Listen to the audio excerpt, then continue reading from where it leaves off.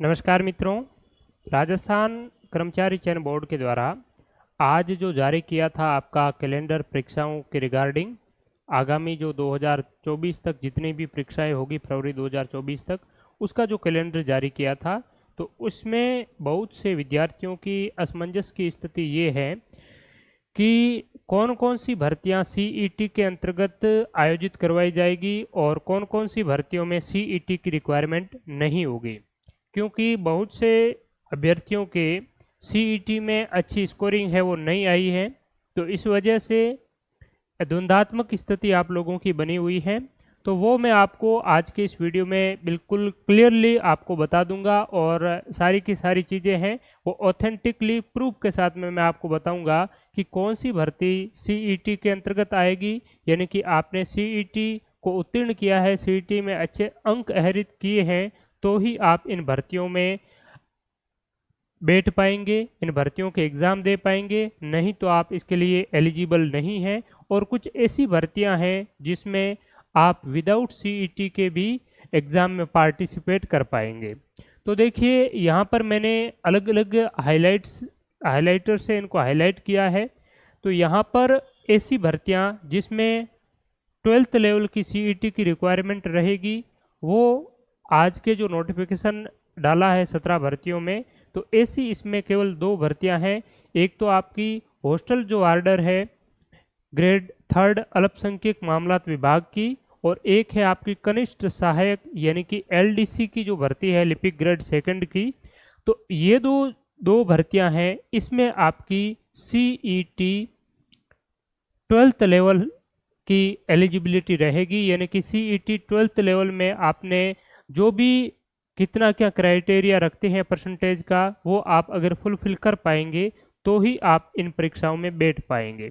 तो ये तो हो गई 12th लेवल की। इसके अलावा कांस्टेबल की जो आपकी वैकेंसी है वो भी आपकी सीईटी 12th लेवल में है, वो शामिल की जाएगी। यहाँ पर आप देख सकते हैं कौन कौन सी भर्ती है जो कि सीईटी 12th लेवल के अंतर्गत है। तो एक तो छात्रावास अधीक्षक, ध्यान में रखना है कि छात्रावास अधीक्षक जो 2nd ग्रेड है वो तो आपकी सीनियर सेकेंडरी लेवल में ना हो करके ग्रेजुएशन लेवल में है, लेकिन ये आपकी 3rd ग्रेड की है, अल्पसंख्यक मामलात विभाग इसमें है अधीनस्थ सेवा में। तो ये आपकी सीईटी 12th लेवल के अंतर्गत है। इसके अलावा वनपाल की भी है, तो वनपाल का तो इसमें कोई शेड्यूल डाला नहीं है। लिपिक ग्रेड 2 कनिष्ठ सहायक, ये तीनों एक ही बात है लेकिन अलग अलग डिपार्टमेंट में है।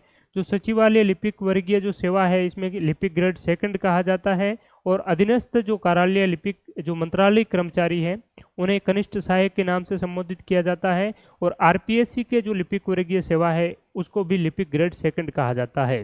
ठीक है, तो ये तीनों ही एलडीसी की है, और इस एलडीसी के लिए आपकी 12th पास है वो, यानी कि सीनियर सेकेंडरी 12th लेवल की एलिजिबिलिटी है वो चाहिए होती है।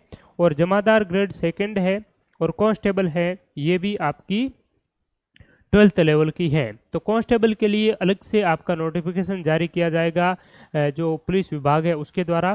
ठीक है, तो आपकी इस अगर आज के नोटिफिकेशन में देखा जाए तो आज में केवल 2 ही ऐसी भर्तियां हैं जिसमें आपकी 12th लेवल की सीईटी है वो जरूरी है। एक तो कनिष्ठ सहायक भर्ती और एक है छात्रावास अधीक्षक ग्रेड 3। अब ऐसी भर्तियां जो कि सीईटी ग्रेजुएशन लेवल की उसमें रिक्वायरमेंट है वो कौन कौन सी हैं, तो वो भर्तियां जो यहाँ पर हाईलाइट नहीं की हुई हैं वो सारी की सारी भर्तियों में सीईटी ग्रेजुएशन लेवल की जो आपकी क्राइटेरिया है वो आपको फुलफिल करना आवश्यक है। जिसमें एक तो है कनिष्ठ लेखाकार एवं तहसील राजस्व लेखाकार संयुक्त सीधी भर्ती, यानी कि जूनियर अकाउंटेंट जिसे कहते हैं। इस भर्ती के लिए आपको सीईटी ग्रेजुएशन की ज़रूरत होगी। इसके अलावा जो महिला पर्यवेक्षक की भर्ती है आंगनवाड़ी और कार्यकर्ता, इसमें भी सीईटी ग्रेजुएशन है। सुपरवाइजर जो महिला अधिकारिता भर्ती है इसमें भी ग्रेजुएशन की ज़रूरत होगी। उप कारापाल सीधी भर्ती, इसमें भी आपकी ग्रेजुएशन की आवश्यकता होगी। छात्रावास अधीक्षक ग्रेड 2 है, इसमें भी ग्रेजुएशन है। और पर्यवेक्षक महिला सीधी और प्लाटून जो कमांडर भर्ती है, ये जो भर्तियां हैं इसमें सीईटी ग्रेजुएशन की आवश्यकता होगी। इसके साथ साथ आपकी पटवारी और जिलेदार की जो भर्ती है इसमें भी सीईटी ग्रेजुएशन की ज़रूरत होगी। ठीक है, तो यहाँ पर आप देख सकते हैं ये राजस्थान कर्मचारी चयन बोर्ड का ही पहले का सीईटी ग्रेजुएशन लेवल का नोटिफिकेशन है और इसमें ये चीज़ बताई हुई है। इसी के बेसिस पर मैं आपको ये चीज़ें है वो बता रहा हूँ। ठीक है, तो प्लाटून कमांडर, जिलेदार, पटवारी, कनिष्ठ लेखाकार, तहसील राजस्व लेखाकार, पर्यवेक्षक जो महिला अधिकारिता में है और बाल विकास और अधीनस्थ सेवा में है। ठीक है, इसके अलावा उप जेलर और छात्रावास अधीक्षक ग्रेड सेकंड जो समाज कल्याण और अधीनस्थ सेवा के अंतर्गत है। इन सभी भर्तियों के लिए सीईटी ग्रेजुएशन की आवश्यकता है। तो मैंने आपको 12th की बता दी और ग्रेजुएशन की बता दी।